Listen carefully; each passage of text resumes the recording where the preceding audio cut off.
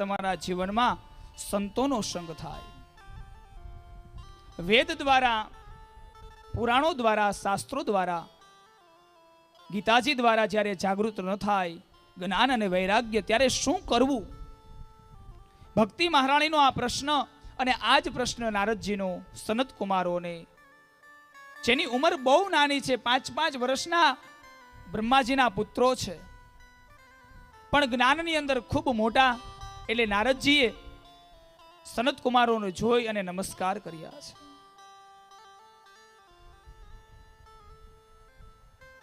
એવું જ્ઞાન આપો,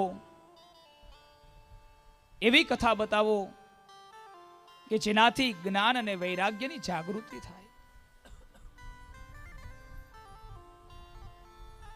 ત્યારે સનત કુમારો દ્વારા નારદજીને કહેવામાં આવ્યું, શ્રીમદ ભાગવત એક એવી કથા છે, એક એવું પુરાણ છે કે જેનાથી જ્ઞાન અને વૈરાગ્ય જાગૃત થશે. એટલે નારદજીએ બીજો પ્રશ્ન કર્યો કે હે બાપજી, તમે કહો છો કે ભાગવત દ્વારા જ્ઞાન અને વૈરાગ્ય જાગૃત થાય, એની ઉપર અમને સંપૂર્ણ શ્રદ્ધા છે, પણ અમારી એક શંકાનું સમાધાન કરો.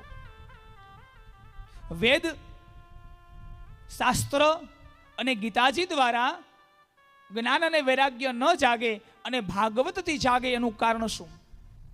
એવું કયું તત્વ ભાગવતમાં છે કે જેનાથી જ્ઞાન વૈરાગ્ય જાગે? ત્યારે સનત કુમારોએ ભાગવતજીનું સુંદર મજાનું વચન બતાવ્યું, ભાગવતજીમાં બતાવ્યું, હે નારદ, વેદ પણ શ્રેષ્ઠ છે, શાસ્ત્ર પણ શ્રેષ્ઠ છે, ગીતાજી પણ શ્રેષ્ઠ છે, પણ ભાગવત છે ને એ વેદ, શાસ્ત્ર અને ગીતાજીનો સાર છે. સારનો કોઈ સાર હોય ને તો એ ભાગવત છે. જ્ઞાન અને વૈરાગ્યને જગાડવા માટે કળિયુગની અંદર તમને વેદ કંઠસ્થ હશે, શાસ્ત્રમાં તમે પારંગત હશો, ગીતાજી આપણને આવડતા હશે, પણ જ્યાં સુધી ભાગવત નહીં સમજાય ત્યાં સુધી જ્ઞાન અને વૈરાગ્યની જાગૃતિ નહીં થાય.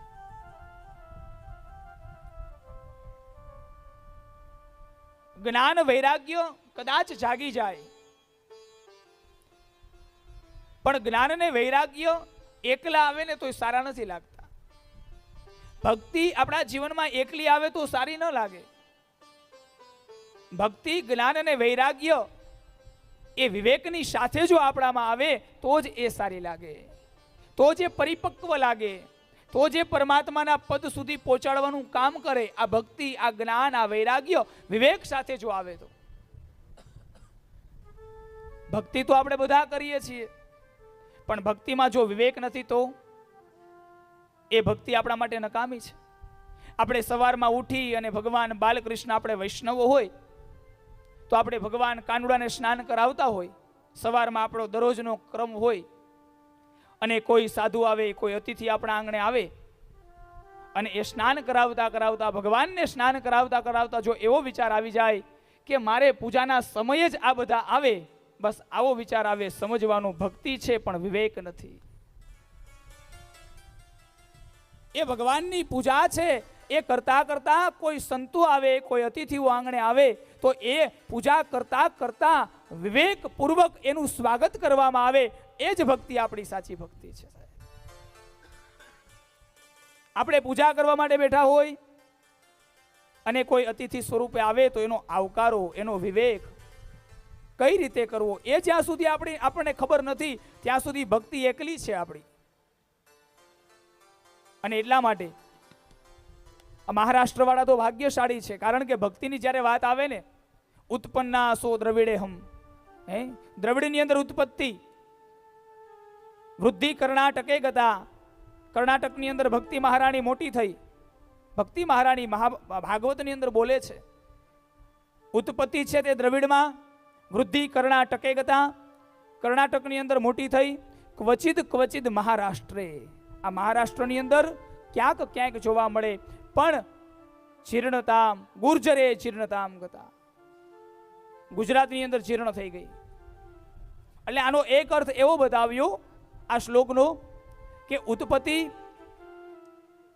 એ દ્રવિડની અંદર છે, મોટી કર્ણાટકની અંદર છે અને મહારાષ્ટ્રની અંદર ક્યાંક ક્યાંક ભક્તિ જોવા મળે છે, પણ ગુજરાતની અંદર તો વૃદ્ધ થઈ ગઈ.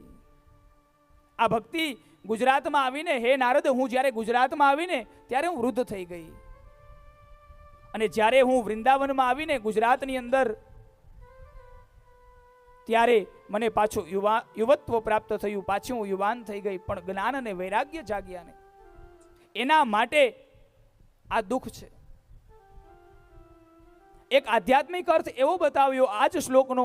દ્રવિડ દેશ, એની અંદર ભક્તિની ઉત્પત્તિ દ્રવિડ કોને કીધું છે? તો કે આપણા શરીરની આ કથા છે એની સાથે જો જોડવામાં આવે તો દ્રવિડ એ આપણું હૃદય છે.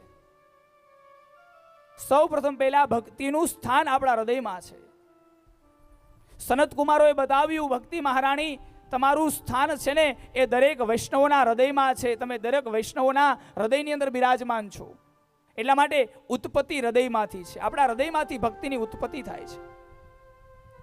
ગદ ગદ ગીરા નયન બહ નીરા, જ્યારે ભગવાનની ભક્તિ કરતા કરતા હૃદય પુલકિત થઈ જાય અને આંખમાં જ્યારે અશ્રુ આવી જાય ને, એ જ સાચી ભક્તિ છે. અને એટલા માટે દ્રવિડ એટલે આપણું હૃદય. હૃદયમાં ઉત્પન્ન થઈ વૃદ્ધિ કર્ણાટકે ગતા, કર્ણાટકમાં મોટી થઈ. કર્ણાટક એટલે આપણા કાન છે.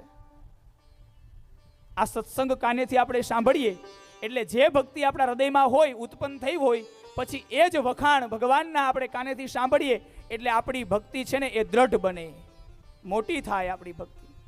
વૃદ્ધિ કર્ણાટકે ગતા, ક્વચિત ક્વચિત મહારાષ્ટ્રે. મહારાષ્ટ્ર એટલે આપણું મન છે. મનની અંદર ક્યારેક સારો વિચાર આવે,